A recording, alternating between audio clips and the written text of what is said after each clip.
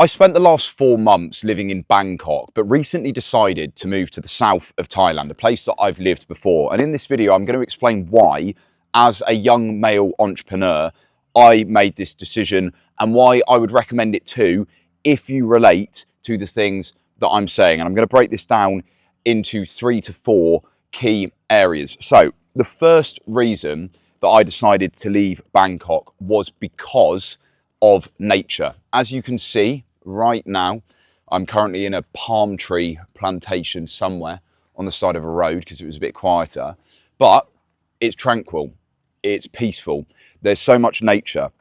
I love Bangkok, it's a great city, but it is distinctly lacking in green spaces.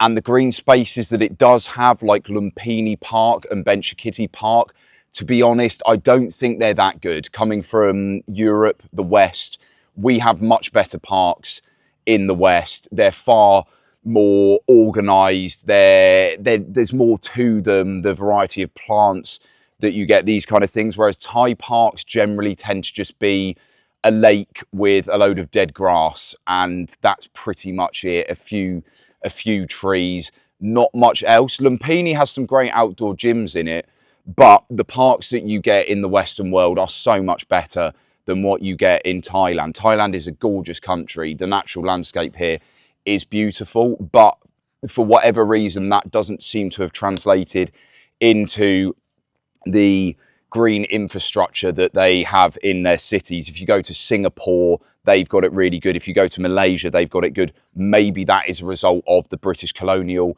influence. Vietnam has some nice spaces as well, again with the French influence. But yeah, Bangkok lacking in green spaces. And as somebody who grew up in the countryside of southwest England, so is used to being in nature and feels much more relaxed and at peace in nature, quiet, the fresh air, moving to the south of Thailand, in the islands where you've got lots of untouched spaces. Well, I mean, this is touched obviously, but it's a lot more natural. There's a lot more green space.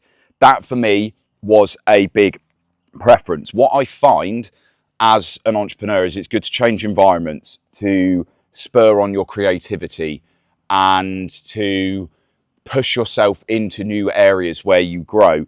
And I'm very happy to spend periods of time in a more urbanized area, but eventually, after a little while, it starts to affect my mood. I don't feel as good. We all know that you feel better when you're in nature. It's been shown time and time over. Some people obviously do very well in the cities, probably if they've grown up in that environment, the classic city person who they can't sleep when they're in the countryside because there's no street lights and noise, right? That kind of thing. But if you are like me and you don't come from a major city, I have lived in loads. I've lived in London, Bangkok, Melbourne, Brisbane, right? But for me, peace, nature, very important. The next thing, community. So Bangkok, you can have community there if you find it. The way that I'd recommend this is get involved with gyms, especially Muay Thai gyms. If you go to co-work spaces, you're going to meet people as well. If you get involved with meetups and networks, these kind of things. If you go to the pubs, you'll meet people. Again, if you're English, right? English, Irish. Well, I mean, the pubs are open to anyone, you know, but the pub is a very distinctly British and Irish institution. I met a lot of expats through the pub there. However, it was a lot harder and I felt a lot more solitary in Bangkok. I spent a lot more time on my own, which for me personally is not good. It makes me very unhappy because I'm highly extroverted and energized being around people and networking. And although I did a load of networking there, especially through Insta and having a personal brand that allowed me to do that, where I am in the south of Thailand right now, there's a co-working space that has a heavy emphasis on community as well as it being a co-work space. I know people here who work in hostels because I was here last year. I know the Thais on the island that I'm in at the moment, and that community is so much more important. If you are an extroverted and outgoing and new entrepreneur especially, you need to be around people. You need to have those connections. And as men in particular, we need that brotherhood. We need that connection. And Bangkok, with everything being so convenience based with the condos, you know, you go in your condo, your gym's there, your co-work space is there, there's a 7-Eleven there, there's a pool there. It's very easy to just be in your condo all the time and not get out and do much. And again, for me, I found that quite isolating. So moving back down south was important. And I will make this point clear. Look, I'm not resident in Thailand year round, and I don't plan to be. Why? Because I like to follow the sun, and it's going to move into the rainy season here. So I'll move on to another place, probably Bali, because there's a good community there as well. So I will move on again. Community in general is just important to have, but I found it's a lot easier to find community in the Thai islands than it is in Bangkok, which is fair enough. It's not Bangkok specifically that's like that. You'd have the same thing in London compared to living in smaller towns in the UK is a general thing with a huge city. Despite there being so many people, it can be harder to meet people and form that community, though there was an element of it there. Like I said, Bangkok, great city. Now, the third thing, dating. When I moved to Bangkok, I was warned by a lot of people that it is very much a pay-to-play city. And I was told that you should avoid even engaging, bothering with any Thai woman who works in a bar, these sorts of things, etc., etc. And initially, I thought maybe this is just a sexist stereotype built off the fact that Thailand does have a big sex tourism industry. What I found was actually it's pretty accurate. It is a massively pay-to-play dominated city. A lot of the Thai girls there are genuinely looking for money, and you can look at so much content on YouTube of people talking about this. I recently watched a video by an Irish guy. I believe he's called the Irish Times. I can't remember this off the top of my head. I will put his in the screen because he recently did a video with a Malaysian guy who dug into this, and everything that was said was so accurate, and it's understandable. Essentially, for a lot of Thai women, having a white partner, a Farang partner, is a status symbol and an opportunity for them to elevate themselves and their family out of poverty. But the problem is, I wouldn't want that, right? I would want to have a genuine connection with somebody who values me for a non-transactional reason. And this is why you see so many people out here who they're paying their way into it, and a lot of them are fucking losers back home. It's just brutally harsh as it is. You call them LBHs, losers back home. A lot of them are guys who just can't get women back home.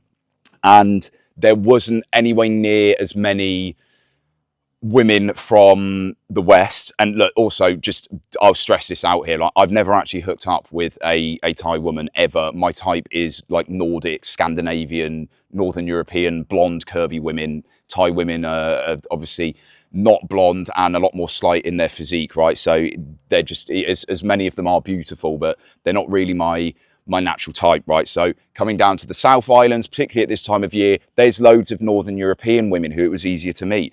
And look, this isn't the sole motivator, but it is a big part of it. I'm a 27-year-old man, and if you are a young man as well, regardless of what you're trying to do in your life, dating and relationships and sex, it's a huge part of what we are as a species, and you should have no shame in that influencing your decision. If you want to have intimate relationships and connections with women or men, whatever it is, right? For me, I found that Bangkok was not the right place for that.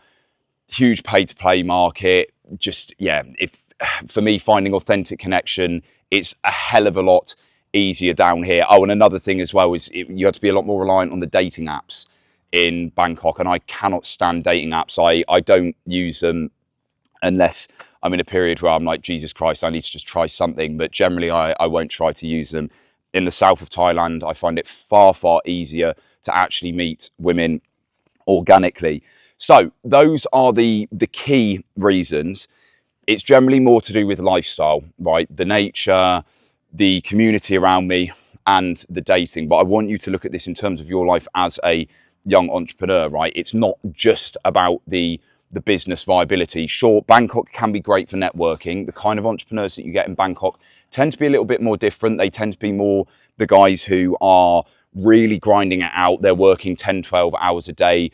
They need that stability in one place. Fair enough. For me, I like to move around a bit more. So if you are a bit more of that nomadic kind of young male entrepreneur, then I would recommend doing a bit of both. And look, I would very happily live in Bangkok again for a month, maybe 3 months, right? But like I said, it got to a point where I just felt I really needed the nature and the sun. I wanted to be able to go out and sunbathe, have my top off, more easily just take in this environment rather than being in the metropolis all the time. Bangkok is a big, blocky, urbanized and very polluted city. So it can make you feel a bit disconnected unless you regularly go out. One of my mentors as well, he advises this. He lives in Bangkok, but every 4 to 6 weeks, he just flies out to a Thai island or somewhere else nearby in Southeast Asia so that he can decompress. But yeah, it's up to you to find out, check it out. Bangkok's a great city. Like I said, you have a really good time there. You'll meet solid people, but the south of Thailand, particularly in the high season, December through to March, April, really, really good place to be as well. I'll see you in the next video.